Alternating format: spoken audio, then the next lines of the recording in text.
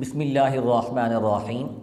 دین اسلام channel جامعہ سیدہ فاطمۃ الزہرا مرید کے platform فارم پر B S Islamic studies, M A اسلامیات، سی ایس ایس اسلامیات اور پی ایم ایس اسلامیات کے پرچہ جات دینے والوں کے لیے جو لیکچر کا اہتمام کیا گیا ہے، اس میں آپ کا میزبان ڈاکٹر حافظ محمد اسحاق۔ آج کی گفتگو میں ہم فعل کی علامتیں پڑھیں گے۔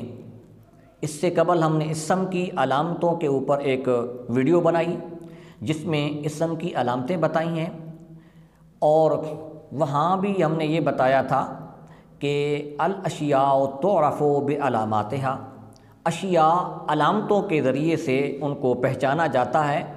ہر ایک چیز کی، ہر ایک جگہ کی، ہر ایک شخص کی کوئی نہ کوئی خاص علامت ہوتی ہے، خصوصیت ہوتی ہے، جس کی وجہ سے وہ دوسروں سے ممتاز ہوتا ہے۔ تو فعل کی علامت، فعل کی ہم نے اس سے قبل فعل کی اقسام بھی، فعل ماضی، فعل مضارع، فعل امر، یہ ہم بیان کر چکے ہیں اس سے قبل۔ اگر جس نے فعل کی بحث کو دیکھنا ہو تو وہ ہماری ویڈیو جو فعل کی اقسام ہیں اس کو دیکھے جی۔ فعل کی علامات میں سے پہلی علامت یہ ہے کہ جس کے شروع میں قد آ جائے۔ قرآن نے بہت سے مقامات پر قد استعمال کیا۔ قد جاءکم من اللہ نور و کتاب مبین۔ اب قد جاء کے اوپر آیا ہے تو جاء یہ فعل ہے، تو معلوم ہوا کہ قد فعل کی علامت ہے۔ قرآن نے کہا قد خلت من قبلکم، کہ تم سے پہلے بہت سی قومیں گزر گئیں۔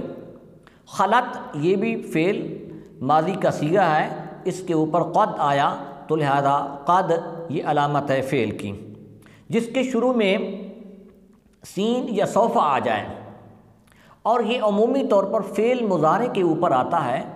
کیوں کہ فعل مضارع کے اندر دو معنی پائے جاتے ہیں، یا تو فعل مضارع حال کے لیے آتا ہے یا مستقبل کے لیے آتا ہے۔ مثال کے طور پر یضرب، وہ شخص مارتا ہے یا مارے گا، یہ دونوں معنی پائے جاتے ہیں۔ اب ان میں سے مضارع کو جب مستقبل کے معنی میں کرنا ہو، مستقبل والا معنی مضارع سے لینا ہو، تو اس وقت عرب میں عمومی طور پر سین یا سوف داخل کیا جاتا ہے۔ سیعلم، سوف یعلم، ان قریب وہ جان لے گا، تو یہ مستقبل والا معنی پیدا کرنے کے لیے سین اور سوف کا استعمال کیا جاتا ہے۔ تیسرے نمبر پر کہ وہ بھی فعل ہوگا جس سے پہلے حروف جزم آ جائے یا حروف جازمہ آ جائے، جیسا کہ لم، لم، لما، لام امر، لا نہیں اور ان شرطیہ، یہ حروف جازمہ ہیں۔ یہ فعل کے اوپر جب داخل ہوتے ہیں تو فعل کے آخر کو جزم دے دیتے ہیں، جیسا کہ لم یکتب، لم یضرب۔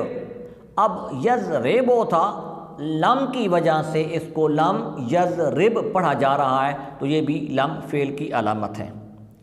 اچھا، اسی طریقے سے جس کے آخر میں جزم آ جائے،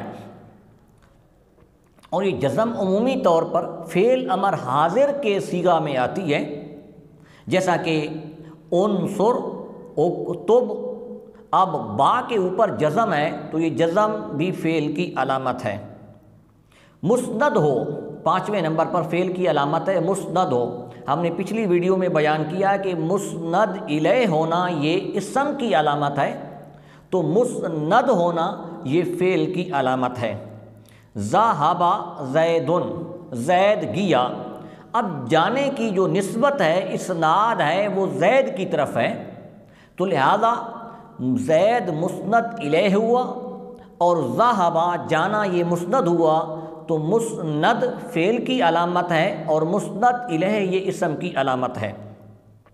جس کے آخر میں نون تاکید آ جائے، نون تاکید آ جائے، یہ عمومی طور پر فعل امر اور فعل نہیں کی گردان ہے، اس کے آخر میں آتی ہیں، اور کبھی مضارع کے آخر میں بھی یہ آ سکتی ہیں، جیسا کہ لینصرن، انصر تھا، تو اس سے آخر میں فعل مضارع کے آخر میں نون ثقیلہ کبھی لگا دیتے ہیں اور کبھی خفیفہ لگا دیتے ہیں جی. اور یہ بات ذہن میں رہے کہ نون ثقیلہ جو ہوگی اس کے اوپر شد ہوگی. لینصر تھا تو اس سے بنا لینصرن.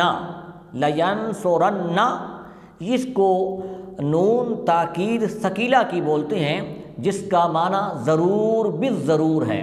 معنی کے اندر تاکید در تاکید پیدا کرنے کے لیے نون تاکید ثقیلہ لگایا جاتا ہے، اور اگر معنی کے اندر صرف تاکید پیدا کرنی ہو تو نون تاکید خفیفہ کا لگایا جاتا ہے، اور خفیفہ کے اوپر جزم ہوتی ہے، جیسا کہ لینصرن. لینصرن کا مطلب ہے کہ وہ ضرور بالضرور چاہیے کہ وہ ضرور بالضرور مدد کریں. ضرور بالضرور یہ نون تاکید ثقیلہ کا معنی ہے. خفیفہ کا ہے کہ ضرور وہ چاہیے کہ وہ مدد کریں. 7ویں نمبر پر ہے فعل کی علامات میں سے جس کے آخر میں تا ساکنہ آ جائے جی. تا ساکنہ الگ ہے اور گول تا الگ ہے جی. اسم کی علامت میں سے گول تا بھی ایک علامت تھی، تو تا ساکن آ جائے تو یہ فعل کی علامت ہے، جیسا کہ ضربت، خرجت، یہ تا ساکن ہے. جس کے آخر میں ضمیر مرفوع متصل ہو، یہ ہم آگے انشاءاللہ ضمیر کی قسمیں پڑھیں گے. ضمیر کی جو قسمیں ہیں، ایک مرفوع متصل ہے اور ایک مرفوع منفصل ہے، ایک منصوب متصل ہے، ایک منصوب منفصل ہے، اسی طریقے سے ایک مجرور متصل. یہ 5 قسمیں ہیں.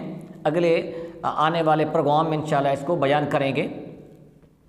تو جو ضمیر مرفوع متصل ہے یہ فعل کے ساتھ مل کے آتی ہے، اور اس کی جو علامت ہے اس میں تو یا تا یا تے آتا ہے، جیسا کہ ضربتا، ضربتے، ضربتو. یہ جو تا آخر میں آئی ہے یہ مرفوع متصل ہونے کی علامت ہے. تو یہ فعل کی علامات میں سے یہ علامتیں ہیں. کل ہم نے 8 علامتیں بیان کی، دوبارہ سن لیں. جس کے شروع میں قد آ جائے، جس کے شروع میں سین یا سوف آ جائے، جس سے پہلے حروف جازمہ آ جائے لملمہ، جس کے آخر میں جزم ہو جیسا کہ عنصر جو مسند بنے، جس کے آخر میں نون تاکید ثقیلہ کی آ جائے یا خفیفہ کی آ جائے، جس کے آخر میں تا ساکن آ جائے جیسا کہ ضربت، جس کے آخر میں ضمیر مرفوع متصل کی علامت آ جائے تو وہ اس کو فعل کہا جاتا ہے.